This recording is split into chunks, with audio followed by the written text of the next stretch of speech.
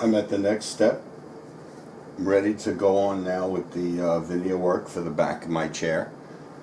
Excuse me.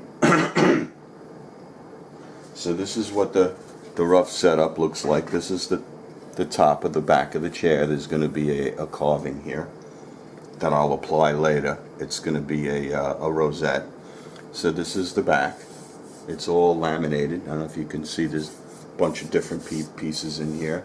It's all been edge glued together, shaped, sanded. This face is 220.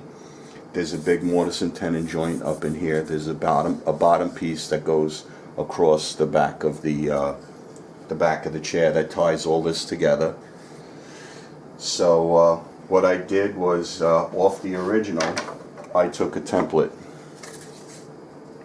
and I was very careful to make it symmetrical, and I have a vertical center line and a horizontal center line. And what I did was I copied those center lines to my first blank, and the blank is elevated off my bench with these two blocks, and then it's clamped down so that it doesn't move, because I'm going to start working with this, and I want the bottom to be free under here so that I can place the clamps and work on it and not have any obstructions and tipping and flipping around and everything, because this is going to become loaded up with clamps in this little area in just a little while.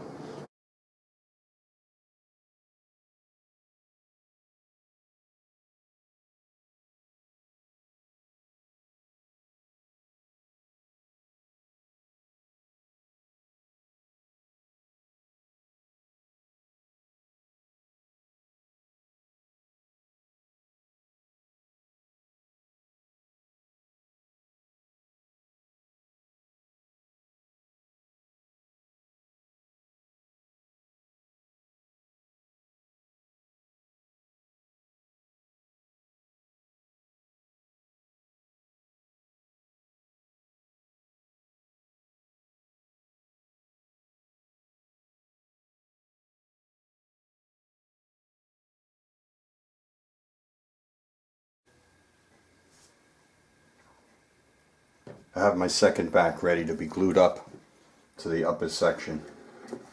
This has been all hand sanded already, and what I did was I prepared 2 slots in the back. I'm going to put a big 3/8, basically like a dowel, a full dowel from here into the top of the leg, and join these pieces together. That's a modification from the original. The original does not have that. So all that work is done. Here's the mortise has already been fitted, chopped out, fitted. I erased all the center and layout lines on it, but it has no place to go except line up on the center line. So that's how tight it fits. So the only thing I have to do now is orient it so that it's 90 degrees to the center line of this panel, and I'll have it.